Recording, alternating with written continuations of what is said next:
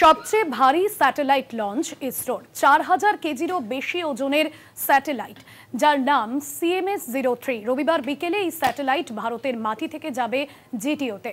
বিপুল ওজন বহনে সক্ষম এই রকেট বাহুবলী হিসেবেও পরিচিত। স্যাটেলাইট লঞ্চের কাউন্টডাউন ইতিমধ্যেই শ্রীহরিকোটার সতীশ ধাওয়ান স্পেস সেন্টার থেকে শুরু হয়ে গিয়েছে এবং সেখানেই লঞ্চ হতে চলেছে।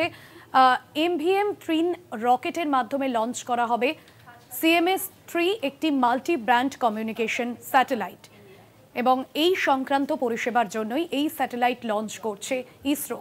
ভূখণ্ডের পাশাপাশি সমুদ্র এলাকাগুলিতে কমিউনিকেশন সংক্রান্ত পরিষেবা মিলবে।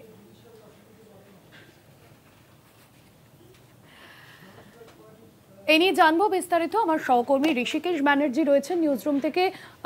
ঋষিদা, সেক্ষেত্রে এই যে স্যাটেলাইট লঞ্চ করা হচ্ছে, কি কি বিশেষত্ব রয়েছে এতে?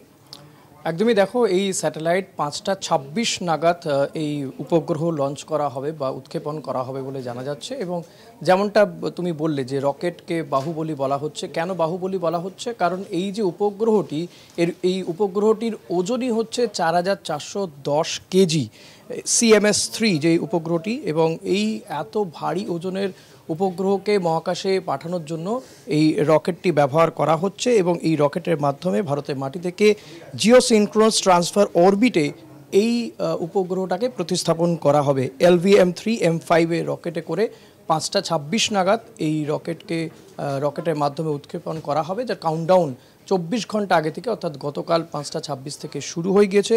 সেখানকার আবহাওয়া শেষ পাওয়া খবর পর্যন্ত যেটা জানতে পারছিলাম যে এখনও পর্যন্ত অন্ধ্রপ্রদেশের শ্রীহরিকোটায় আবহাওয়া যথেষ্ট ভালো রয়েছে। ফলত এই রকেট উৎক্ষেপণ বা উপগ্রহ উৎক্ষেপণের ক্ষেত্রে কোথাও কোনো সমস্যা হওয়ার কথা নয়।